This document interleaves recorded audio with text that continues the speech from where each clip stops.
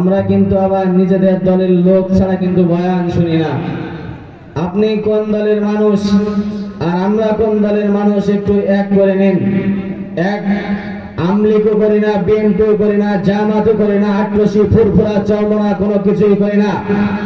একটা মাত্র আমাদের পরিচয়, এক আল্লাহর বান্দা আর শেষ নবীর উম্মত, এটাই আমাদের বড় পরিচয়। ঠিক কিনা কথা বলেন? এই মাঠ ভর্তি লোক থাকলে যে আওয়াজ দিতে হবে, আপনারা এই মাঠের লোক না থাকলেও যতটুকু লোক থাকবে এই লোক দিয়ে ওই পুরা মাঠের আওয়াজ আপনাদেরকে দিতে হবে। পারবেন তো ইনশাআল্লাহ? তেল মারা লাগবে না তো? তাহলে মাথায় তেল মারিয়া ফায়দা না জলুটিয়া, তেল বিনা চলে না দুনিয়া, ভাইরে তেল বিনা চলে না দুনিয়া। তাহলে মাথায় তেল মারিয়া ফায়দা না জলুটিয়া, তেল বিনা চলে না দুনিয়া, ভাইরে তেল বিনা চলে না দুনিয়া। নারিকেল, সরিষা, তিসি, বাদাম, সয়াবিন, সূর্যমুখী তেলের তেল আর ডিজেল কেরাসিন, বাইরে ডিজেল কেরাসিন। দাওয়াখানা কবিরাজি হোমিওপ্যাথি তেল, মাথায় দিলে গরম মাথা হইয়া যায় হিমেল। আবার গন্ধ তেলে, আবার গন্ধ তেলে গিন্নির পরাণ খুশিতে যাই ভরিয়া। তেল বিনা চলে না দুনিয়া, বাইরে তেল বিনা চলে না দুনিয়া। আপনাদের কি তেল মারা লাগবে নাকি? লাগবে। এজন্য খোর্দ এলাকার যুবক ভাই ও সাতক্ষীরা এলাকার মুসলমান ও বৃদ্ধ বাবাজি ও পদ্মার অন্তরালের মা গো মা, ভালো করে শুনে নাও। আগামী বছর হয়তো এই মাহফিলটা চতুর্থ মাহফিল হবে। এখানে যে প্রধান বক্তা ইনি আছে, ইনার জায়গায় হয়তো একজন বড় একজন আলেম এখানে আসবে। এখানে যিনি তৃতীয় বক্তা হিসেবে আছে, ইনার থেকে বড় একজন দ্বিতীয় বক্তা হয়তো এখানে আসবে। ও যুবক ভাই গো, বৃদ্ধ বাবাজি গো, তোমার পায়ে হাত দুইটা রেখে তোমার কাছে আমি প্রশ্ন করতে চাই। আজ আমি এখানে বলছি, আগামী বছর হয়তো এখানে আরো একজন আমার থেকে বড় একজন আলেমের চেয়ারে বসবে। ও বাবা গো, তোমার কাছে আমি প্রশ্ন করে যাই, এই মাহফিলটা আগামী বছর এই ময়দানে হয়তো হবে, এর থেকে বড় আয়োজন হয়তো আমার এই যুবক ভাইরা করবে। কিন্তু এদের ভিতর থেকে দেখবা তুমি আর আমাদের ভিতরে অনেকের নাম চলে যাবে ওই 3.5 হাত কবর। ঠিক কিনা? ও বৃদ্ধ বাবাজি ও পদ্মার অন্তরের মা গো, যুবক ভাই গো, এই জন্য আমি কোরআন আয়াত থেকে একটা আয়াত তেলাওয়াত করেছি। রাসূলুল্লাহ সাল্লাল্লাহু আলাইহি ওয়াসাল্লামের অসংখ্য হাদিস থেকে একটা হাদিসের অংশ তেলাওয়াত করেছি। আল্লাহ রাব্বুল আলামিন এই আয়াত দ্বারা, এই হাদিস দ্বারা আমাকে সর্বপ্রথম এবং আপনাদেরকে যেন এখান থেকে বয়ান শুনে কাল কিয়ামতের ময়দানে নাজাতের জরিয়া বানায় দেয়। সকলে বলি আমিন। রাগ করতেছেন নাকি আপনারা? চলবে? চলবে? যদি সারা শব্দ দেন তো গদর টদর ইনশাআল্লাহ শোনাবো ইনশাআল্লাহ। আওয়াজ দেবেন তো ইনশাআল্লাহ? ইনশাআল্লাহ। এই জন্য ও খোর্দের যুবক সমাজের আয়োজিত আজকের এই যে কোরআনের মাহফিল, ও সাতক্ষীরা এলাকার মুসলমান, আপনার কাছে যদি জিজ্ঞাসা করি, বাবা বলেন তো ইংরেজি মাসের কয় তারিখ আজকে চলতেছে, কোন মাস চলতেছে, এটা কিন্তু আমার মুসলমান বাবাজিরা ভালো পারবে। যদি গ্রামে যে আমার মাদের কাছে, বোনদের কাছে জিজ্ঞাসা করি, ও মা গো, ও বোন গো, বলো তো আজকে বাংলা মাসের কোন তারিখ, আমার মা আমার বোন ঠিক বলে দিতে পারবে। আর যদি বলে, ও বাবা গো, বলো তো দেখি আজকে আরবি মাসের কোন মাস চলতেছে, কোন তারিখ চলতেছে, অনেকে যারা কথা বলতে পারে সাময়িক সময়ের জন্য তারা বোবা হয়ে যাবে।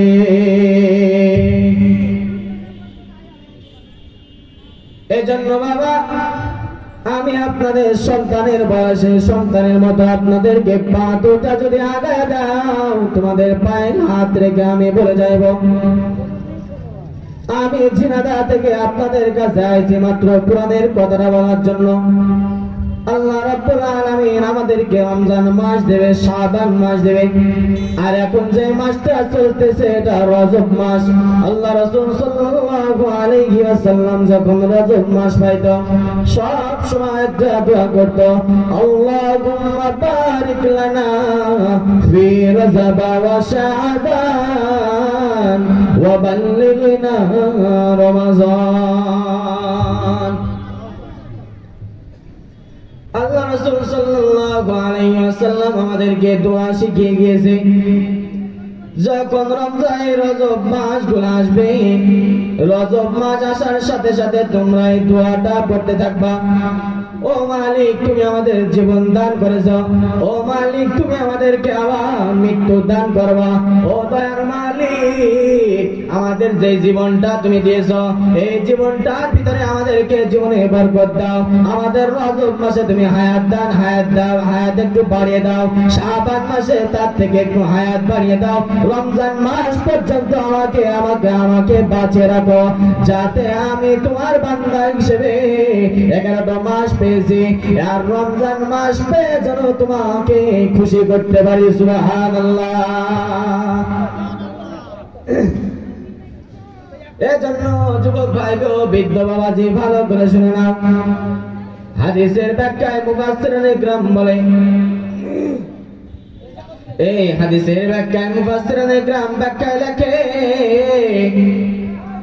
যে আল্লাহ তুমি আমার হায়াতে বরকত দাও, ও আল্লাহ তুমি আমার রিজিকে বরকত দাও, যাতে এই রজব মাসে বেশি বেশি করে ইনকাম করতে পারি, রোজার মাসটা তোমার শুধু একমাত্র তোমার ইবাদত করব, তোমার দাসত্ব করব, কাজ করব না, কাম করব না, কোনো কিছুই করব না, একমাত্র তোমার সন্তুষ্টির জন্য রোজা রাখবো, তোমার সন্তুষ্টির জন্যই তারাবি করব, তোমার সন্তুষ্টির জন্যই তাহাজ্জুদে উঠে দাঁড়িয়ে যাব, আর কারো সন্তুষ্ট নয়। এজন্য আল্লাহ রাসূল আমাদেরকে শিক্ষা দিয়েছে, আল্লাহুম্মা বারিক লানা ফি রজব ওয়া শাবান ওয়া বাল্লিগনা রমাজান। আবার এই রজব মাসে কিন্তু আমার আপনার নবী কোন জায়গা থেকে ঘুরে এসে জানেন তো? আপনারা জানেন তো? বলেন তো কোন জায়গা থেকে? কিন্তু কোন জায়গা? মিরাজ থেকে ঘুরে এসেছে।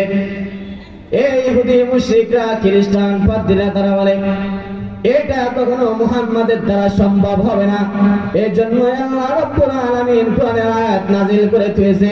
আজ থেকে 1450 বছর আগে কিন্তু কোরআনের আয়াত নাযিল হয়েছে, সুবহানাল্লাযী আসরা বিআবদিহি লাইলাম মিনাল মাসজিদিল হারাম ইলাল মাসজিদিল আকসা, এ কালামে জিন্দা কুরআনে হাকীম হিকমতে উলায়া জালাস قد سميع العلم في القرآن حكيم تقاصرت أفهام الرجال। কে বলছে? বলেন, আল্লাহ বলছে না? তো এখন আমাদের প্রশ্ন, কি করে প্রশ্নটা আসে এটা তো আমার মাথায় ধরে না। আচ্ছা, যে আল্লাহ তাআলা, আপনি কি আগে মানুষ ছিলেন? এখন তো আপনারা বলবেন যে আমরা মানুষ ছিলাম না, তো আমরা তো বানর থেকে সৃষ্টি হয়েছি। রাগ করবেন নাকি? হয়তো আপনারা বলবেন হুজুর আপনি যে ওয়াজি করেন, আমরা শিক্ষা একটা পেয়েছি, সেটা আমরা বানর থেকে সৃষ্টি হয়েছি। এখন আমি যদি আপনাকে বলি ও বানরের বাচ্চা, বলতে পারি না? আমি তো মানুষের বাচ্চা, আমি তো মানুষের বাচ্চা। যারা বলতেছে যে আমরা বানর থেকে সৃষ্টি হয়েছি, তো আমি যদি তাকে বলি ও বানরের বাচ্চা, কি অবস্থা? ইংলিশে ও যদি বলি, আরবিতে বলি, যেটাই বলি না কেন, বলবে হুজুর 114 ধারা জারি আপনার উপরে।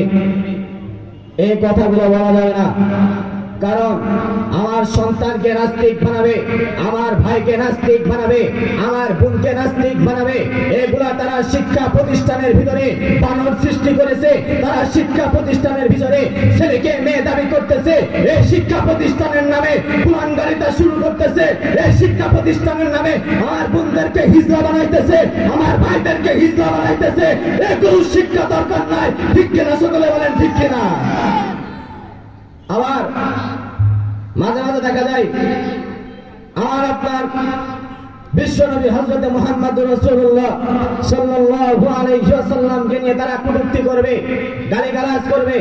নিজুম মজুমদার নাম শুনেছেন না? তো আমরা গানের ভাষায় বলি কি জানেন? আমি নিজুম মজুমদার আমার শীর্ষে মাথার তার, আমি নিজুম মজুমদার আমার শীর্ষে মাথার তার, তাই তো আমি আবল তাবল, তাই তো আমি আবল তাবল বলি বারে বার। আমি নিজুম মজুমদার আমার শীর্ষে মাথার তার, আমি নিজুম মজুমদার আমার শীর্ষে মাথার তার। আমি গোলাম আসল নাস্তিক, ধর্ম নাই যে কোনো, জন্ম আমার ঠিক ছিল না, তোমরা কি তা জানো? আমি গোলাম আসল নাস্তিক, ধর্ম নাই যে কোনো, জন্ম আমার ঠিক ছিল না, তোমরা কি তা জানো? আলেমুল আমার পিছে লাগি, আলেমুল আমার পিছে লাগি, আমি বারে বার। আমি নিজুম মজুমদার আমার শীর্ষে মাথার তার, আমি নিজুম মজুমদার আমার শীর্ষে মাথার তার। আমার মতো নাস্তিক যারা দেশে আছো যারা, ইসলাম ধর্মের বিরোধিতা করে যাবা তারা, ঠিক কিনা? রাগ করতেছেন নাকি? রাগ করতেছেন? সকলে বলি আল্লাহু আকবার, আরো জোরে আল্লাহু আকবার।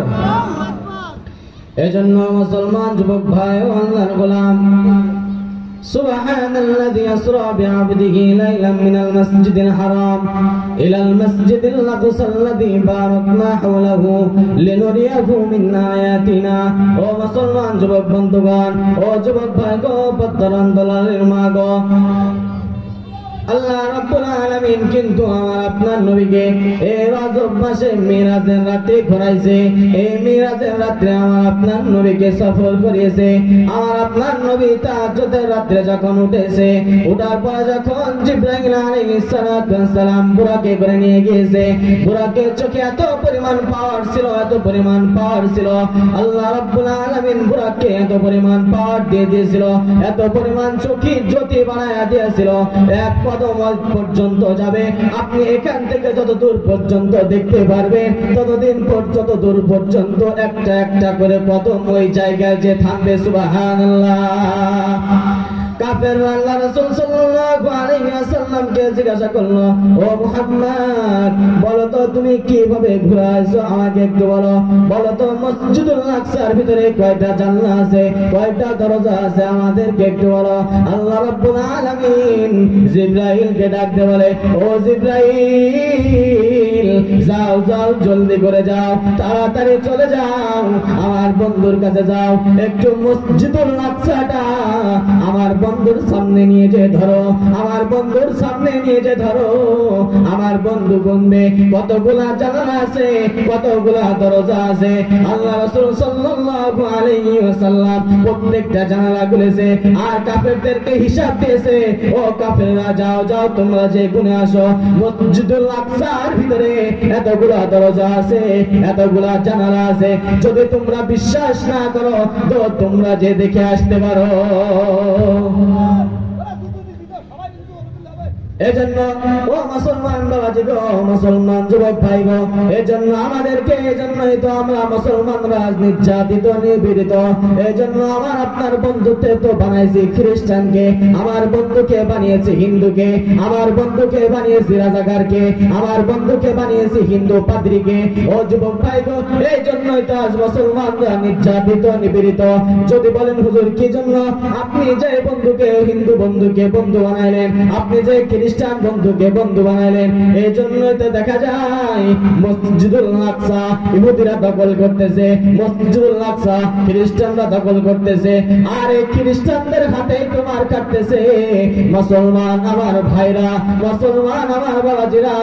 আজ আমার মাকে, আমার গর্ভবতী মাকে রাস্তায় ফেলে ধর্ষণ করতেছে, আমার বোনকে রাস্তায় ফেলে তারা ধর্ষণ করতেছে, আর আমরা বালিশে মাথা লাগাই ঘুমাইতেছি যে আমার নাম শরীফা আর আমি শরীফা আক্তার হয়ে গেলাম কেমন করে। এটা তো আমার মাথায় ধরলো না, আমি শরীফা হলাম আর আমি নিজে নিজে দাবি করলাম আমি শরীফা আক্তার, আর আমি এটা বইয়ের ভিতরে পাতায় দিয়ে দিলাম। এজন্যই তো আমরা বলি এই যে কোরআনের হক কথাগুলো যখন বলবে আমার নামে কেস দিবে, আমার নামে মামলা দিবে, আমার নামে জেল দিবে, আমার নামে জুলুম দিবে, এমন এমন কেস দিবে, হুজুর নাকি বিস্ফোরণ করেছে, হুজুর নাকি গাড়ি ভেঙেছে, হুজুর নাকি ট্রাক ভেঙেছে, এগুলা বলে বলে আলেমদেরকে কারাগারে ঢুকাবে, আলেমদেরকে নির্যাতন করবে, আলেমদেরকে নিপীড়িত করবে। ও মুসলমান ভাইও, আমি আপনাকে আজকে এই মঞ্চ থেকে বলে যাইতে চাই, আপনার সন্তানকে সুশিক্ষায় শিক্ষিত করবেন, এই বানর বানানোর দরকার নাই। আপনার সন্তানকে শরীফ থেকে শরীফা আক্তার হওয়ার দরকার নাই, আপনার সন্তানকে নাস্তিক হওয়ার দরকার নাই, আপনার সন্তানকে মুরতাদ হওয়ার দরকার নাই। বলবেন হুজুর এখন কি আমাদের কোনো ডাক্তার প্রয়োজন হবে না, আমাদের কি ইঞ্জিনিয়ার প্রয়োজন হবে না? আমি যদি আপনার সন্তানকে স্কুলে না পড়াই তো আমার সন্তান তো ইঞ্জিনিয়ার হতে পারবে না, আমি যদি আমার সন্তানকে কলেজে না পড়াই তো আমার সন্তান তো ডাক্তার হতে পারবে না। তাহলে আমার সন্তানকে কিভাবে আমি ডক্টর বানাবো, কিভাবে ইঞ্জিনিয়ার বানাবো? ও মুসলমান বাবা, তুমি যে দেখো না কেন হাজারো পুলিশ আছে, হাজারো আর্মি আছে, হাজারো ডিবি আছে, হাজারো ডিআইজি আছে, আর লক্ষ টাকা বেতন পায়, কিন্তু 1 টাকা ঘুষ তারা খায় না, ঠিক কিনা?